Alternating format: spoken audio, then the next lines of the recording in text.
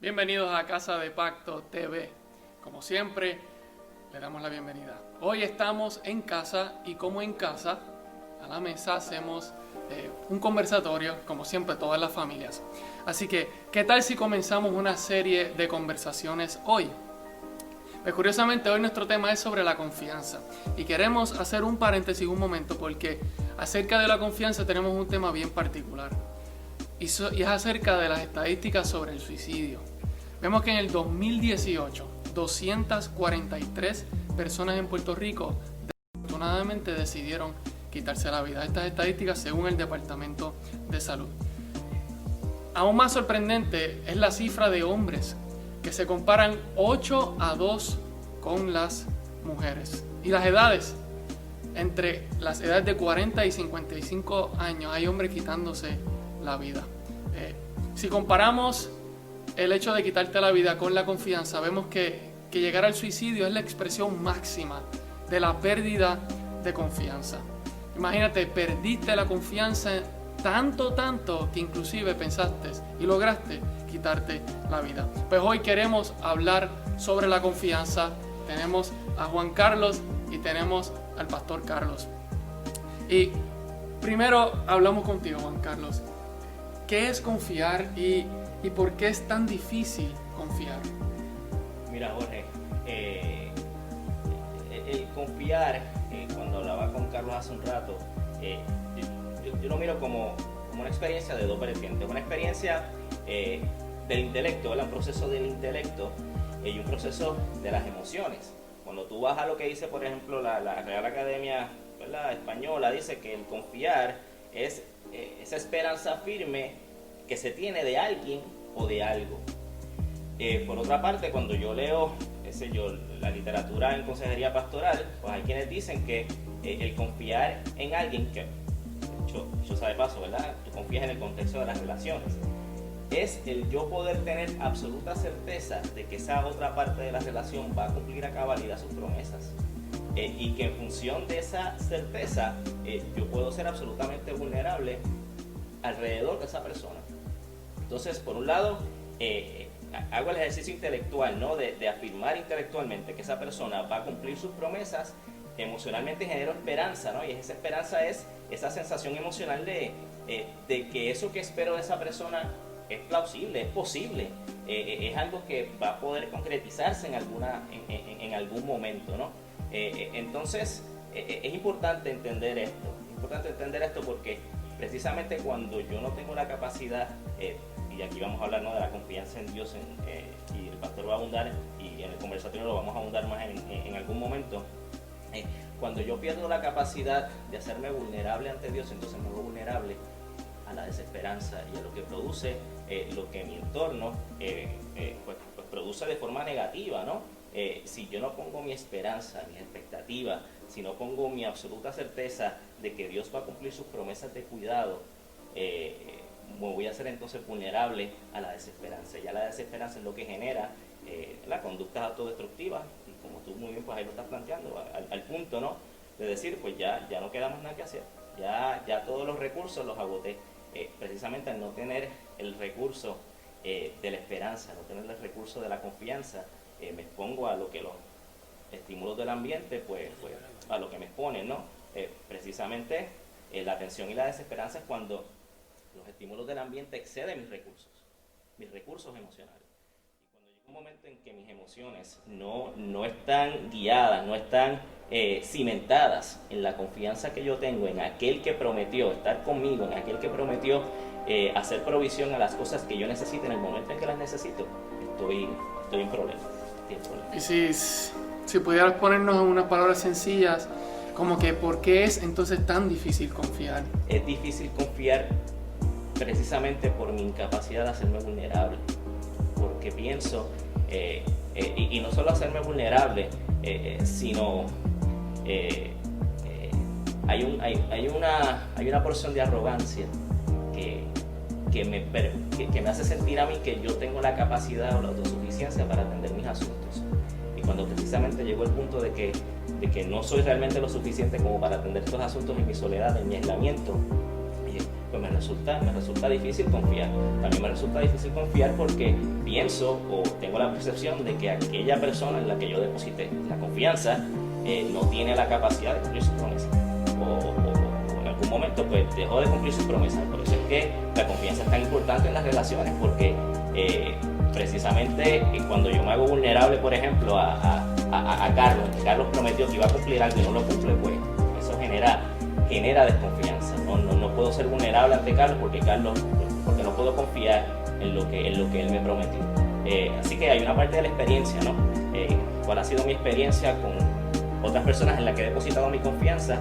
Pero también hay una parte de la sobreconfianza en mí mismo, ¿no? Esa sobreconfianza que me dice que yo tengo la capacidad de hacer las cosas aislado de Dios, o aislado de ese ser supremo que tiene la competencia de hacer las cosas que yo no puedo hacer. Sí. Comentarios acerca de las estadísticas que presenté al inicio con relación al tema. Pues son alarmantes, Jorge, porque cuando tú pues muy bien granulas eso, ¿no? Y vas al detalle de los rangos de edad, y cuando vas a la diferencia de hombres a mujeres, o sea, una vida que se pierde es una tragedia. Pero cuando miramos particularmente ese rango, esa proporción de hombres a mujeres, cuando miras las edades en particular, tú ves una población que está en su edad media, ¿verdad? O en el midlife, que está enfrentando unas crisis que se le está haciendo difícil enfrentarlas, ya sea particularmente con los hombres. Muchos cambios que están ocurriendo en su vida a nivel físico, ¿verdad? Fisiológico, a nivel emocional, a nivel de las relaciones, con sus hijos, con su esposa, en su trabajo, gente reinventándose ya llegado a los 40, a los 45 años, quedándose sin trabajo y no viéndose con la capacidad posiblemente de tener una nueva oportunidad para generar ingresos, pues genera esta dinámica. Y si no cuentas con los recursos emocionales, espirituales para tú enfrentar esos estímulos negativos y nefastos, pues podría resultar en esto. Juan Carlos, pastor, comentarios acerca de las estadísticas que se presentaron al inicio del programa. Mira, Juan Carlos, tú me hiciste llegar esos datos tú no los compartiste a Fernando y a mí hace un tiempo atrás, hace varios meses. Y uno escucha, uno ve, pero yo en lo personal no me imaginaba los rangos, porque pues uno piensa que todo el mundo vive lo que uno vive, que todo el mundo maneja las cosas como uno las maneja. Y cuando nos sentábamos a pensar sobre la realidad que representa esto en la sociedad, a forma de jocoso, tú lo dijiste, ¿dónde van a quedar los hombres? Y es una realidad. El ser humano se ha ido desgastando y estas crisis nos siguen desgastando y nos preocupamos quizás el Estado porque uses la mascarilla, por el distanciamiento, pero no necesariamente por darte herramientas para cómo tú vas a manejar esto, cómo tú vas a enfrentar la dificultad, la crisis en medio de estos tiempos. Y por eso no deja de chocar, pero sabemos que estos índices siguen aumentando a medida que las exigencias de la vida se siguen incrementando y los recursos para poder manejarlas son limitados. Eso sí. Y encerrándolo dentro del tema del coronavirus, sabemos que todos vivimos una desesperación. Quisiera sus comentarios acerca de, entonces, ¿qué es confiar en Dios? Mira, yo resumo la confianza en Dios. Hay un pasaje muy interesante porque confiar en Dios para mí sencillamente es descansar en Dios.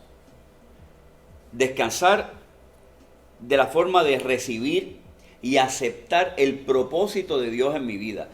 Cuando nosotros miramos, y muchas de las veces que nos sentamos a leer el texto, a mí me encanta cuando miramos Romanos 8:28, donde la gente dice, porque para los que aman, sabemos que para los que aman al Señor, todas las cosas le ayudan a bien. Y eso está chévere en el contexto de estar sentado en la iglesia, con todas las comodidades, con la oportunidad de traer mi ofrenda, de poder sentarme con mis hermanos en la casa, disfrutar. Pero Pablo le está escribiendo esto en un contexto muy diferente, a una iglesia en Roma. Yo no sé si tú has tenido la oportunidad, pero yo he leído, he visto, he cogido algunas clases, pero para mí la película Poe, que mis hijos me vacilan porque dicen que es la única película en mi vida que yo no me he dormido, yo me duermo en todas.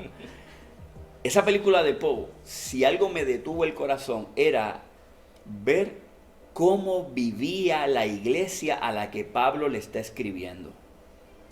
Una iglesia desgastada en la crisis, una iglesia perseguida, oprimida, que se fragmentaba fácilmente, se unían, había que mantenerlo. Y Pablo le está diciendo a la gente que quizás no le está pasando tan bien, sabemos que a los que aman a Dios, lo que están viviendo va a ayudar a bien.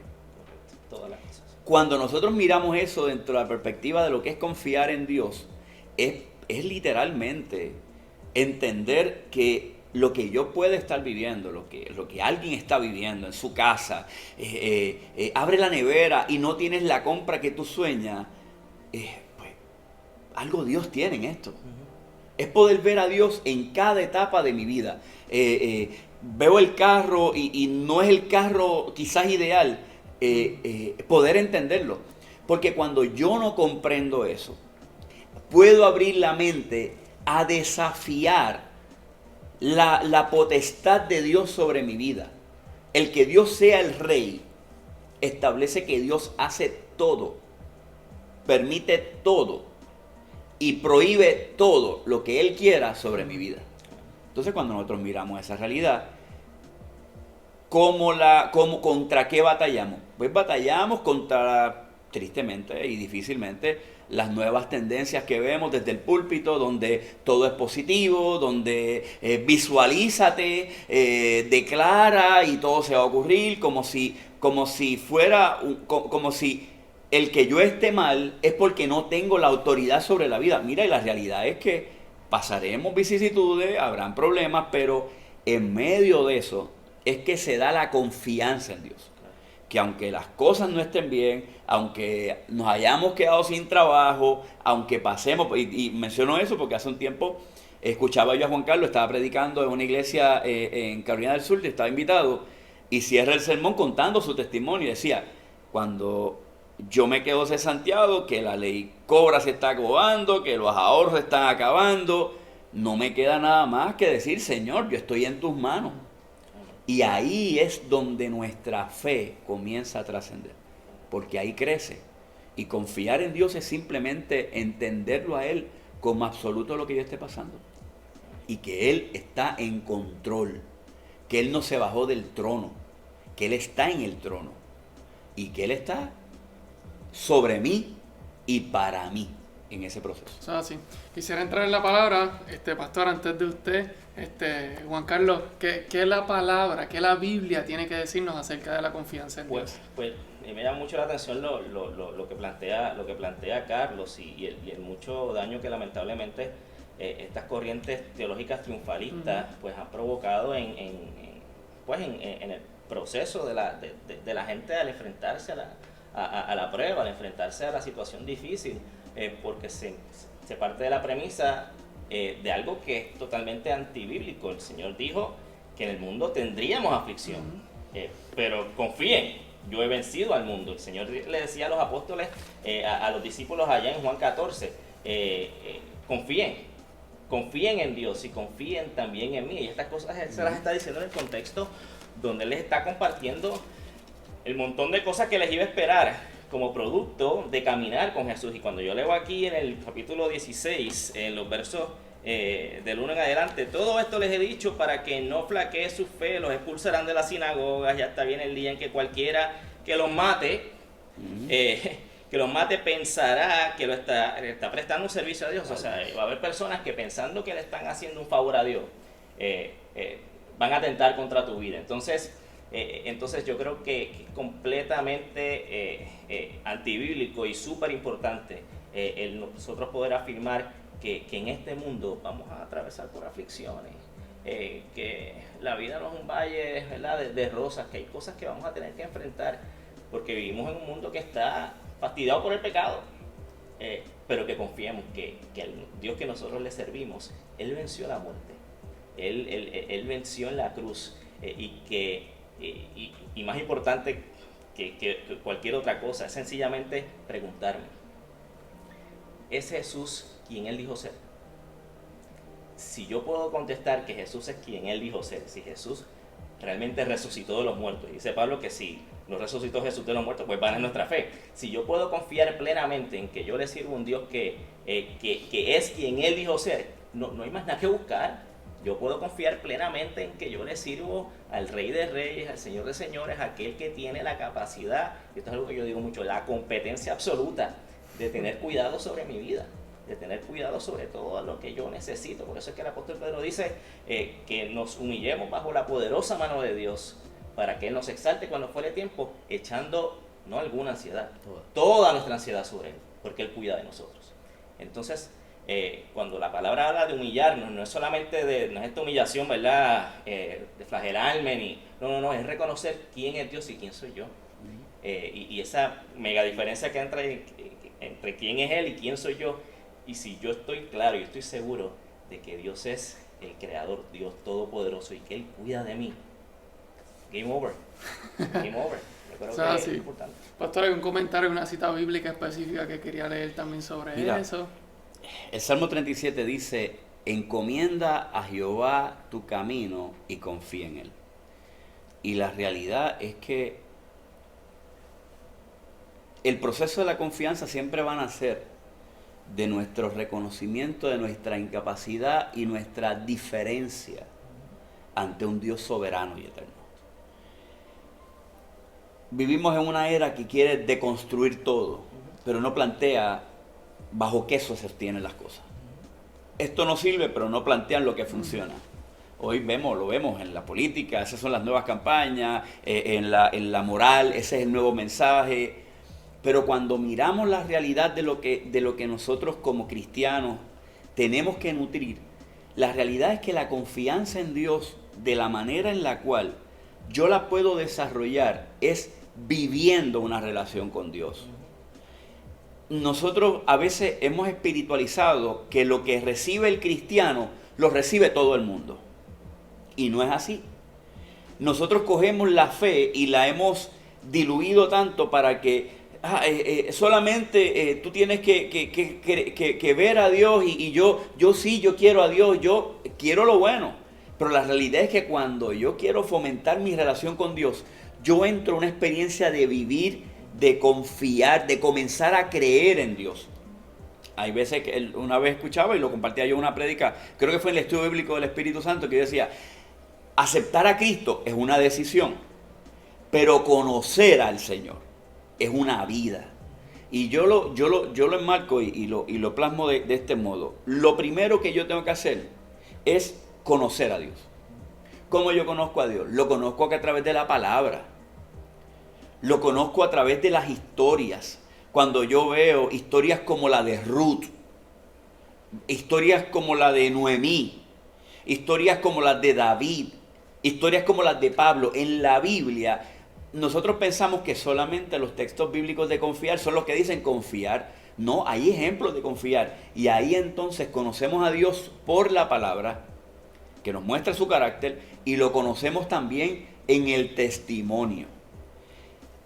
Si nosotros supiéramos cuán beneficioso para la fe es contar lo que Dios ha hecho en nuestra vida. Yo en momentos he tenido situaciones donde, y lo he compartido, y la gente dice: pastor, usted habla de la vulnerabilidad suya y me impresiona cuando usted habla de las crisis que ha tenido, económicas, aquello, lo otro. Yo no lo digo para que la gente me admire. Yo lo comparto para que la gente vea que aún en esa crisis todavía seguimos confiando en Dios. Entonces, ¿qué nosotros nos hemos dedicado hoy día o cómo vivimos? Y quizás ustedes puedan mirarlo igual. Es que hoy no se dan testimonio. Hoy la gente no testifica. Hoy mostramos lo subreal. Hoy mostramos todo está bien. Yo nunca he visto un mensaje, un post que diga: hoy me levanté y me tomé un café sin leche porque no había para leche. Pasó el 15 y el 16, mañana un post que diga: ¿sabes qué? No tengo para pagar la hipoteca, pero estoy confiando en Dios y cuento con tus oraciones. ¿Por qué? Porque queremos vivir un mundo de ficción, empezando porque la iglesia ha impulsado de alguna manera incorrecta eso. donde estamos en una subrealidad. Y la verdad es que tenemos que conocer a Dios y lo conocemos a través de su palabra, lo conocemos a través del testimonio. Y lo segundo es fomentar, y este aspecto para mí es muy importante. Yo no puedo confiar en alguien, y Juan Carlos lo decía ahorita, yo no puedo confiar en alguien que no conozco. Yo no puedo confiar. Entonces, la gente dice, ay, es que se me hace difícil confiar en Dios. La primera pregunta que puede surgir es, ¿y tú conoces a Dios? ¿Cómo entonces yo conozco a Dios? Bueno, valorando la amistad con Dios. Yo a veces, hablando en las mañanas, cuando tengo mi tiempo de meditación y de oración, yo le digo, Señor, gracias porque tú me amas. Porque yo me hubiese dejado de hablar a mí mismo.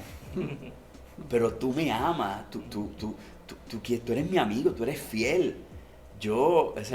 Esa amistad se cultiva. A veces nosotros pensamos, yo tengo amigos que yo no veo y cuando me encuentro seguimos siendo amigos. Eso no es tan cierto. El amigo, tú te preocupas por él constantemente, tú sabes cómo está, tú sabes qué necesita. Estas son gente que conocemos, pero la verdadera amistad, el amigo desarrolla vínculos, el amigo se preocupa constantemente. ¿Y qué pasa? Nosotros queremos tener una confianza en Dios, pero no tenemos amistad con Dios. ¿Y qué pasa? ¿Qué ocurre? Pues nace la desconfianza. Y lo tercero, decía, conocer a Dios, fomentar la amistad. Para crecer en la relación y la confianza con Dios tenemos que orar. Hay que crecer en la oración. Y a mí me gusta mucho hablar de ese tema de la oración, porque es curioso, pero yo no sé si ustedes lo vean de este mismo punto que yo lo veo. Nosotros nos convertimos y la gente nos dice que hay que orar, pero casi nadie puede decir cómo ora. Poca gente puede decir, mira, hubo alguien que se sentó conmigo y me enseñó a orar. Porque nosotros, yo lo compartí hace un tiempo atrás, tenemos que empezar a subir nuestro nivel de oración, nuestra calidad de nuestro diálogo con Dios. Es fundamental para la no podemos tener la oración de, Señor, bendice los alimentos, que cantadita, y la misma todos los días. Porque si tú vas donde Damaris todos los días y le dices la misma oracióncita con el mismo sonsonete, es así, pero tú tienes ganas de hablar conmigo o tú estás cumpliendo. Y ahí se pierde. Entonces, ¿cómo yo desarrollo? Yo tengo que establecerme una meta. Y este aspecto es importante. A veces en el discipulado no se habla, porque quizás no lo vimos muy escrito, pero una meta. ¿Cómo yo quiero hablar con Dios? ¿Cómo yo quiero que sean mis diálogos con Dios? Yo no sé si la gente lo dialogue cuando tienes en tu vida devocional, pero ¿cómo yo quiero qué cosa yo le quiero hablar con Dios? Me acuesto pensando lo que le voy a contar a Dios mañana, como si fuese esa llamada que yo voy a hacer. Me levanto y digo, ¿sabes qué, Dios? Yo estaba pensando ayer mientras me pasó esto. Y desarrollamos esa confianza, esa relación que se da en el hablar con Dios. Si no oramos, no se fortalece nada. Exacto. Pues quería resumir esos puntos para que Juan Carlos pueda comentar. El pastor hablaba sobre cómo se desarrolla la confianza en Dios. Primer punto que tocó es conocer a Dios. El segundo es fomentar una relación con Dios. Y el tercero es entonces crecer en la oración. Que lo escucharon, Juan Carlos, comentarios. Mira, yo creo que Carlos lo resumió todo muy bien. Y como yo lo he visto, ¿verdad? En mi caminar con Dios, una vez escuché a una persona que fue a donde un psicólogo a preguntarle, ¿cómo puedo amar mejor a mi esposa? Amala, amándola. O sea, ¿cómo yo puedo confiar más en Dios? Confiando, es lanzándote, es tú atreviéndote a confiar y a depositar toda tu confianza en Dios, sabiendo y en la certeza de que Él es capaz de cumplir sus promesas. Algo fundamental aquí también, Jorge y Carlos, es el hecho de precisamente identificar hoy dónde está nuestra confianza puesta. Algo que es importante es hacer perdonen el francés, ese reshuffling, ¿no? Es precisamente identificar dónde están mis lealtades hoy y la problemática que tenemos, ¿verdad? Y lo decía Romanos en capítulo 1, capítulo 2, el hombre decidió poner su atención en las cosas creadas antes que en el Creador. Entonces vivimos una vida demasiado ansiosos pendiente a las bendiciones de Dios en lugar de entregarnos al Dios que nos bendice. Por eso es importante que hagamos un cambio fundamental. En lugar de estar pendiente a Dios por lo que nos puede dar, vamos a estar pendientes a Dios por quien Él es. El Rey de Reyes, el Señor de Señores, nuestro Creador, el dador de nuestra vida. Por Él fueron hechas todas las cosas. Entonces, si nuestra visión de Dios es limitada, nuestra fe y nuestra confianza va a ser limitada. Nosotros en muchas ocasiones nuestra fe, nuestra confianza es proporcional a nuestro concepto de Dios. Y si tenemos un Dios pequeño, pues nuestra confianza va a ser pequeña. Nosotros tenemos que confiar ciegamente de que Dios es Dios. Y precisamente cambiar esas lealtades, no poner tanto nuestra confianza en nuestras finanzas, en nuestros títulos, en nuestras relaciones, en los likes, en cómo la gente me ve a mí, en mi reputación, porque ahora hay mucho de eso, mucho manejo de la reputación, ¿no? Mucho self-marketing, y cuando todas esas cosas se pierdan, es como si nos quitaran la alfombra debajo de los pies, ¿y qué es lo que queda? Nada. Por eso es que toda mi vida tiene que estar centrada, como le decía el Señor a sus discípulos, sobre la roca, sobre lo que dice la palabra de quién es Dios. Entonces yo creo que una invitación importante es precisamente evaluar dónde están nuestras lealtades y dónde está nuestra confianza hoy. Y si no es Dios, eso tiene que no sé si iba a comentar algo más, pero viene a mi mente como que impulsar una conversación acerca de la confianza a la luz del modelaje hacia nuestros hijos, hacia sus hijos. Ahorita estábamos hablando sobre eso. A ver si quería comentar algo con relación a eso. Pensaba, antes de entrar a eso, quiero añadirle algo. Hay un elemento que es fundamental y es no perder la esperanza. No perder la esperanza es súper importante en la vida porque es es el testimonio claro que nosotros tenemos que confiamos en Dios. Hay un pasaje que a mí me fascina y este pasaje yo lo escuché cantado en Cuba, en una iglesia en Santiago de Cuba, en un viaje que yo di misionero, y en medio de ese lugar donde no eran las comodidades, una casa culto, dificultades en todo el sentido, ellos cantaban y decían: aunque la higuera no florezca, ni las vides den su fruto, aunque falte el producto del olivo y los labrados no den mantenimiento. Y Habacuc continúa diciendo: aunque las ovejas sean quitadas de la majada y no haya vacas en los corrales, con todo yo me alegraré y me gozaré en el Señor. Qué oración de esperanza tan brutal esa.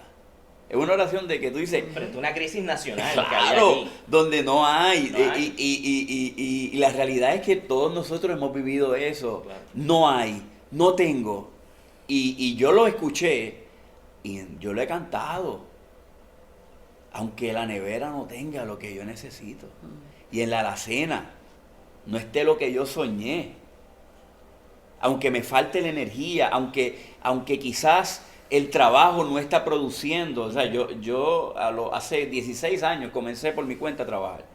Y la gente dice: ay, emprender. Mano, yo hubiese decidido hacer eso hoy, que ahora todo el mundo emprende bien rápido. En 6 meses son emprendedores. Yo llevo 16 y todavía lucho con poder cumplir con todas las responsabilidades y poder desarrollarme y aprender. Y la realidad es que la gente quiere todo tan fácil que hay una verdad, mano. Nosotros tenemos que aprender a confiar en el Señor. Y no tan solo es confiar, a obligarnos en nuestro corazón a adorarlo a Él, aunque yo no vea lo que yo quiero ver. ¿Por qué? Porque si no, como decías tú, voy a adorarlo por lo que me da. Y cuando no llega, se me olvida. ¿Cuánta gente en medio de esto? Y yo lo hablaba con mi pastor el otro día, estábamos hablando, me decía: hay gente que va a coger este asunto del COVID, de la crisis, para irse y desaparecerse de la iglesia. No, ya ahora empiezo a confiar en mí, ya no me siento. Y es el momento donde yo, a pesar de no ver las cosas, de que las cosas no parezcan, yo decir: mano, Señor, yo confío en ti, yo creo en ti. Y mi confianza está puesta en ti. Y aunque las cosas que yo esté viendo, lo que está diciendo Habacuc, aunque lo que debería estar viendo no lo estoy viendo, con todo yo me alegraré en el Dios de mi salvación. Y mira cómo Él lo lleva, no la provisión, el Dios que los salva. Esto es interesante porque nosotros siempre pensamos que lo más importante es tener. ¿Por qué? Porque vivimos en un mundo consumerista, donde todo es tener, donde yo quiero tener un carro, yo quiero tener aquello. Nunca estamos conformes. Nunca. Pero llega el momento en el cual yo tengo que decir, y esto es una afirmación, hasta aquí, Señor, yo quiero creer en ti y aceptar tu propósito en mi vida y confiar en que tu plan es mejor que el mío. Amén. El plan de Dios siempre va a ser mejor que el mío. Quizás haya gente que se fue de Puerto Rico, que se ve afuera y piensan, es que yo estoy en mi plan. No, Señor. Si tú estás en las manos de Dios, aunque haya sido por un error, Dios se va a encargar de utilizar el error. No es que Dios te llevó allá, porque yo me busco a las que yo me busco. Exacto. Pero en medio de eso, Jehová cumplirá su propósito en mí. Y eso pasa en todos los elementos de nuestra vida. Ahora, ¿cómo hacemos esto? Un diálogo en nuestra casa. Tú dijiste ahorita la clave, Juan. Analizándonos. Realmente yo estoy confiando en Dios. Yo me levanto confiando en Dios. Yo vivo confiado en Dios. Yo participo de la iglesia, ofrendo diezmos confiando en Dios. Esa es la parte a veces retante. Yo me preocupo por el que no tiene, confiando en Dios, o siempre estoy pensando en mí. Sueño confiando en Dios o pienso lo que es posible para mí. Y ese diálogo tenemos que comenzar a tenerlo y empezar a hablarlo en nuestras casas, a hablarlo con nuestros hijos, a enseñarles y a darle gloria a Dios, porque ahora vamos al elemento del niño. Nuestros hijos van a aprender de las experiencias nuestras. Ellos no van a racionalizar las cosas como nosotros. Así que cuando yo le digo a mi hijo, esto es provisión de Dios, no lo dejes ahí. Explícale por qué es provisión de Dios. Si yo hablo, esta es la bendición de Dios, ese es fácil. Pero explica por qué es una bendición de Dios. Vamos a ver, ¿por qué? Y eso es fundamental, Carlos, porque en muchas ocasiones, y digo, no quiero pensar que es un mal de nuestra generación, pero a veces hemos querido sobreproteger tanto a nuestros niños con esta mentalidad todavía de que no quiero que ellos pasen por lo que yo pasé, cuando mucho de lo que yo atravesé es lo que precisamente me preparó para enfrentarme a lo que estoy enfrentando hoy, a lo que pueda estar enfrentando hoy. Entonces, cuando yo hago partícipe a mis hijos, claro, con sabiduría según el nivel que ellos puedan, ¿verdad?, manejar, de cómo, como dice Carlos, ¿por qué esto es una bendición? Bueno, mira, porque papá se quedó sin trabajo, porque papá pues está buscando trabajo, pero aún buscando trabajo han habido hermanos, han habido hermanas, han habido múltiples formas en que el Señor ha hecho provisión a nuestra vida. Entonces, de ahí lo fundamental y lo importante de que nuestros hijos participen de estos procesos y que ellos puedan ver cómo caminando de la mano de Dios demostramos y vemos que Dios siempre ha estado presente, porque son las herramientas que ellos van a tener en el futuro cuando se enfrenten a sus propias crisis. Lamentablemente, uno ¿verdad?, y particularmente yo que vengo del área de recursos humanos, en muchas ocasiones yo miraba padres llamándome, preguntándome qué tiene que hacer su hijo para conseguir trabajo. Bueno, pues, primeramente que su hijo tome el teléfono y sea él el que me llame, porque se está levantando, y no quiero generalizarlo, ¿no? Pero he visto en muchas instancias cómo se ha levantado algunos componentes de esta generación que no tienen la capacidad de enfrentarse a los problemas, que no tienen la competencia para hacerle frente a esos problemas. ¿Por qué? Porque los hemos privado, los hemos puesto en una burbuja, no los hemos hecho partícipes de estos procesos de crisis, y se encuentran desnudos o desnudas, ¿no?, frente a estas situaciones difíciles. Por eso es importante que ellos participen plenamente, como dice el pastor, esto es la bendición de Dios, niño, niña, hijo, hija, porque papá y mamá se vieron en esta dificultad, pero mira cómo la iglesia ha respondido. La iglesia, el cuerpo de Cristo, cómo se ha movido. Mira cómo el Señor ha hecho provisión a nuestra vida. Y eso va a ser fundamental en la crianza de nuestros hijos para que generen esa confianza. O sea, sí. Pues mientras vamos cerrando, algunos últimos comentarios acerca de la confianza, la esperanza, Dios, la iglesia. Pastor, contigo. Yo primero quiero agradecer a Dios por este tiempo. Yo creo que siempre hemos pensado cómo nosotros podemos crecer y este ambiente de la casa, aquí el lobby Yo extrañaba de nuestra esto ya. iglesia. Sí. El lobby de la iglesia nos permite poder hablar y que la iglesia también interactúe, ¿verdad? Y esa parte que a medida que vayamos se va a seguir integrando. Pero hay que estar convencidos en que, para mí, la conclusión a todo esto es que nosotros tenemos que trabajar fuertemente. Trabajar en crecer en nuestra confianza en Dios y en ver cómo yo puedo ayudar a que otros confíen en Dios. Yo siempre recordaré estos testimonios que tú escuchabas en los cultos en la iglesia del hermanito que no tenía compra, encontraba 20 pesitos o alguien se le paraba. Y ahora como pastor uno le dice a una persona, mira, ¿quieres contar un testimonio?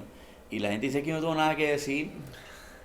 ¿Sabes cuántos milagros uno ve a diario? Lo que pasa es que no vemos a Dios a diario. Queremos que Dios venga el domingo y traemos esta experiencia, espiritualidad, como si es que el domingo es el día que Dios va a descender. ¿Dios desciende cuándo? Si Dios habita en nosotros. Dios está en nuestros corazones, el Espíritu Santo vino a ser morada en nosotros. ¿Qué tenemos que entonces comprender?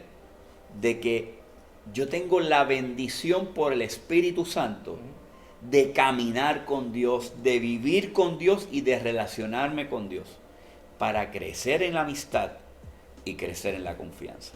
Y yo invito, ¿verdad?, a aquellos hermanos que nos están viendo, que quizás están pasando un momento difícil, como muchos, alguna enfermedad, el trabajo inestable, alguna crisis que esté viviendo, que sepa que Dios no ha mutado, Dios sigue siendo el mismo Dios.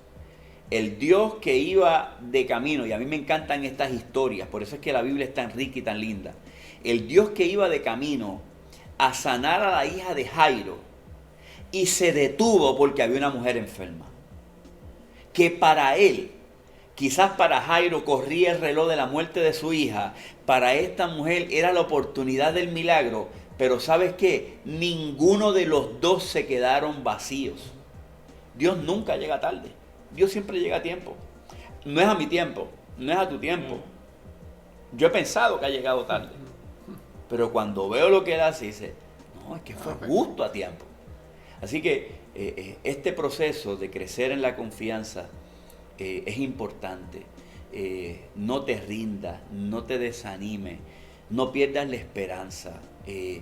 Dios no nos abandona, Dios está ahí presente. ¿Qué es importante? Crece en Él, conócelo. Y vas a ver que la fe la vas a experimentar de una manera totalmente diferente. Ah, sí. Juan Carlos. Mira, algo último que me gustaría compartir, y que lo viví en la experiencia que le comentaba a Carlos y comenté en un momento sobre cuando me quedé sin trabajo en el 2017. Algo fundamental, no solo en mi proceso de sanidad y también de desarrollar esa confianza y fortalecer esa confianza en Dios, sino también de ser de testimonio a mis hijos. No dejar de ser generoso, no dejar de solidarizarme con el que está necesitado. Aun siendo alguien que aparentemente, ¿verdad?, estaba en necesidad, con los recursos que yo tenía, si había una oportunidad de servir, si había una oportunidad de dar, si había una oportunidad de ser las manos y los pies de Cristo, porque eso se trata. O sea, no es Dios te va a proveer, y quien representa a Dios en la tierra, pues su iglesia. O sea, yo como parte de ese cuerpo, que son las manos, que son los pies de Cristo, como yo soy de bendición y de provisión a aquel que necesita, que en respuesta a mi obediencia va a desarrollar esa confianza, va a incrementar y va a fortalecer esa confianza. Y eso para mí fue fundamental. O sea, en muchas ocasiones estas crisis que vienen a nuestra vida se convierten en una excusa bien peligrosa para nosotros dejar de ejercer nuestros talentos, para dejar de ejercer los dones que el Señor ha puesto en nosotros, para dejar de compartir lo que tenemos, porque se nos acaba. Hay tantos ejemplos en la Biblia. La viuda de Sarepta, que eso es otro mensaje, ¿no? Cómo se seguían llenando las tinajas. ¿Por qué? Porque ella, de lo que ya no le quedaba, ella decidió dar de lo que tenía a alguien que estaba en necesidad y que le dijo, mira, profeta, ¿no? de lo que te queda, dámelo. Y ella se derramó y dio lo que tenía y ya lo tenía en sobreabundancia, ¿no? Entonces no lo hacemos para que el Señor nos dé, lo hacemos en respuesta a lo que ya Él nos dio, porque ya Él nos ha bendecido, porque ya Él nos ha dado vida, porque ya Él prometió que estaría con nosotros. Entonces, que esta crisis tampoco sea una excusa para guardarnos socialmente, porque estamos hablando de distanciamiento físico, pero no social. Socialmente tenemos que continuar estando ahora más que nunca con nuestros hermanos y nuestras hermanas, e identificar y pedirle a Dios en el poder de su Espíritu: Señor, ayúdame a identificar cómo puedo ser tus manos y tus pies, para que la confianza de mi hermano que está flaqueando pues se fortalezca. Eso es así. Juan Carlos, Pastor Carlos, excelente este tiempo.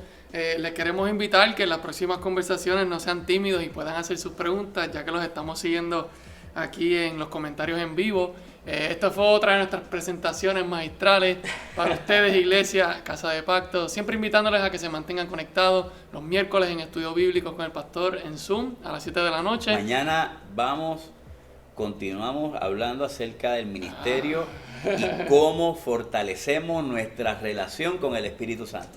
Anótalo y mañana Conéctate. conéctate. También los jueves en la mañana y los domingos siempre al aire libre, aquí a las afueras del Templo Casa de Pacto. Bueno, a ustedes muchas gracias y hasta la próxima.